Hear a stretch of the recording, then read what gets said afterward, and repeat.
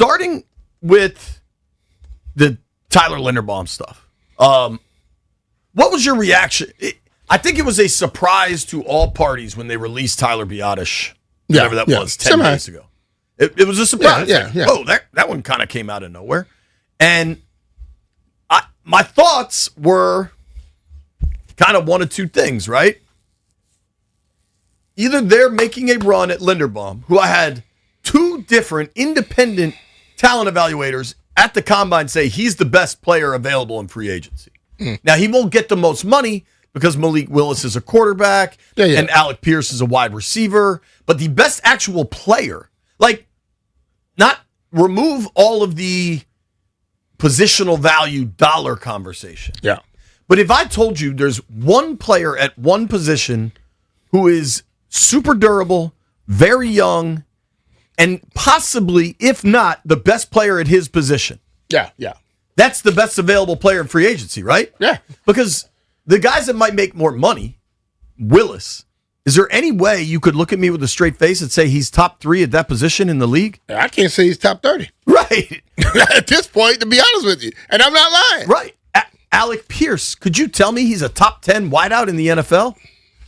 Probably not, but he's close. I don't know. Based off of what he is there for, he's close. He might be a top 5 deep threat. But all I'm saying is those dudes are going to get paid based on positional scarcity and the value of those positions. Whereas Linderbaum is going to get paid top of the market. Like, anybody that thinks that's not coming in over $20 million, you're nuts. This is the offseason of the center. Look at how much money centers are making. There's been center trades. But Linderbaum,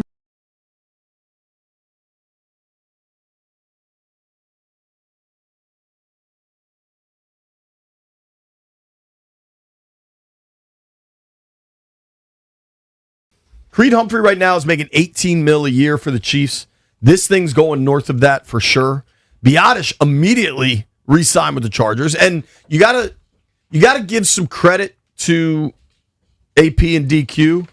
One thing they did help Biadasz with by releasing him early means he got to shop himself immediately and gets gobbled up immediately.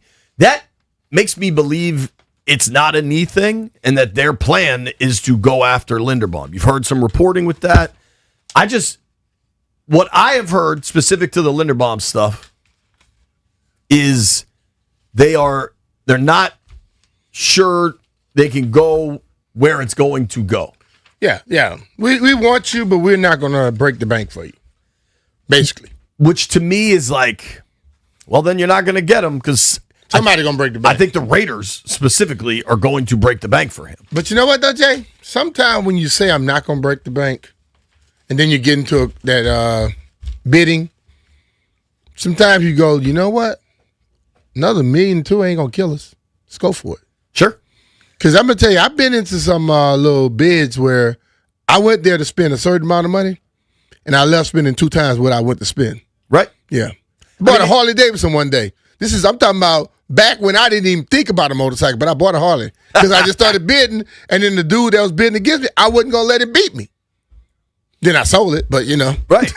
I mean, my boy Papa, he gave me great advice talking about houses. It's like people will get caught up buying a house on $40,000. Like, oh, I'm only going to pay, $1.5 million, and then they're like, oh, it's got to be $1.075 million.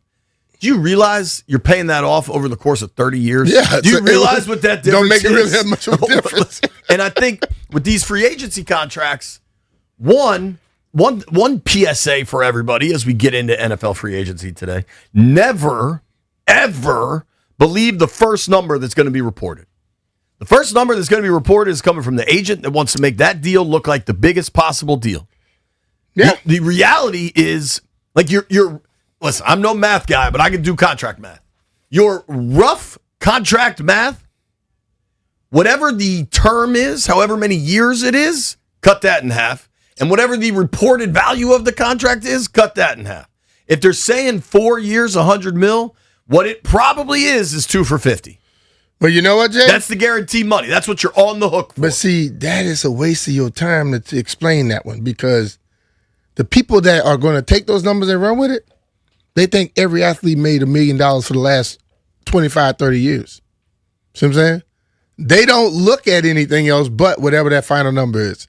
That's what they justify everything off of. So they don't care. If it come out and says 4 years, 150, and then you say, oh man, the real money is 75, they think about 4 years, 150. Because normally that guy, if he gets that 75 guaranteed, if he's still a good player, he's getting 150. And if they cut him, he's gonna probably go to another team. He's gonna get the money anyway. That's the way they look at it. A number of interesting trades. I want to talk about the Max Crosby trade because I think that is a big deal. That's Jamar Chase didn't like that one. No, I imagine Joe Burrow didn't. No, either. have you heard? He was on a podcast when it broke. Oh, what'd he say? I can't say it because they would have to bleep everything else. He said, "Man, how the bleep did we allow this bleep to happen? Man, he's in the bleeping division. What the bleep are we thinking? Bleep, bleep, bleep, bleep, bleep." That's great. That's how it was, huh? Was that right? That's great. Jeff, see if you can track that audio down. Make it work. Just bleeping. Dude. I was like, damn, I guess he told him what he felt. That's interesting, man. So the Crosby trade is very, very significant. I'm a little more interested, I guess, in this. Not more interested, but just the optics of this Dallas trade are really interesting. So last year, just before the season started, Micah Parsons gets traded to Green Bay. It's a big deal. Parsons is one of the best defensive players in the NFL. Mm-hmm. Now you've got Dallas and Green Bay making another trade. This time it's for Rashawn Gary leaving Green Bay, coming back to DC, or back to Dallas rather. And it's just kind of weird that the Packers and the Cowboys have now kind of swapped defensive linemen. Gary's a very different player than Parsons. Parsons is a Swiss Army knife, total impact player at all levels. Gary's a good player, though. Rashawn Gary could play, dude. Yeah. And what's even weirder, B, I don't know if you saw this. Early in the weekend, Rashawn Gary posted a goodbye to Green Bay. My time is over here. Appreciate y'all. Mm-hmm. And then like 7 minutes later, deleted it. So in my mind, I'm running through. His agent was like, dude, you did it too soon. Well, I think he thought he was getting released. And then Dallas called, and they're like, dog, we haven't released you yet. You know what I mean? Like, people think sometimes. No. He knew he was gone one way or the other. Sure. So when he put it up there, Green Bay called back and said, hey, hold on, man. We're not going to release you. Right. We're going to trade you. You know what I mean? It's just, I think sometimes people think this stuff is so much more buttoned up than it is.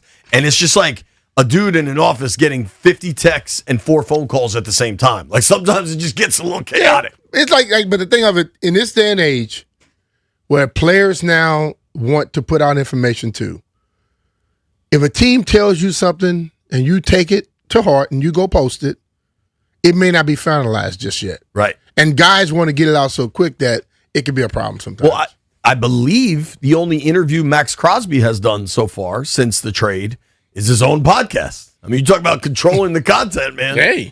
Maximizing the monetization. Maximizing. There you go. All right, so Jeff has this Jamar Chase audio finding out Max Crosby traded to Baltimore. Let's try to run a bleep counter here. All right, Bengals star wide receiver Jamar Chase finds out star pass rusher Max Crosby has been traded from the Raiders to their division rival, the Baltimore Ravens. Joe just texted me. Ravens traded for Max Crosby. No. No. No, brother. I'm highly pissed right now. Oh my god. Oh my god. How the do we let this go to the division, bro? Oh my god, bro. Why the do we let this go to the division, bro? I didn't do enough bleeps. Has anybody kept track of the bleeps here? We got to be at like 15. So, you know who texted him? Joe. Guess who Joe is? Burrow. Bam! Joe, man, they try to get me killed. I won't be able to get you the ball. Dude, I mean, did you see the picture of Joe Burrow playing late night blackjack with Jessica Alba? Strong. Who took the picture? That's player. I mean, I hope he's splitting eights. That's all I know. Who took the pictures? Somebody. The internet, B. The internet's got it. Sometimes you got to be playing late blackjack without a damn picture taker there. I mean, listen. You be playing blackjack then, boy. Doug, if you're Joe, we know enough people that at MGM National Harbor can get a private room to go gamble. I know enough people where you can just go get your own room and have blackjack. That's what I'm saying. You get the private salon thing. I don't need that. I could just have a private room and send me up a blackjack table. Terrific. They could have done that had they chosen. Maybe they just bumped into one another. Yeah. But how old is Jessica Alba? Because she still has a fastball. I don't know. Let's guess. You think she's 40? Man, 40 ain't nothing wrong with no 40-year-old woman. Jessica Alba still throws heat. Oh, she's married, though. Is she married? Well, you know what? They were I'm playing not here to blackjack. judge anybody. They were playing blackjack. They just happen to be at the same table. Jessica Alba and I are the same age. In fact, she got a fastball. You throwing a damn blooper. I'm nothing but knucklers. Nothing but knuckleballs.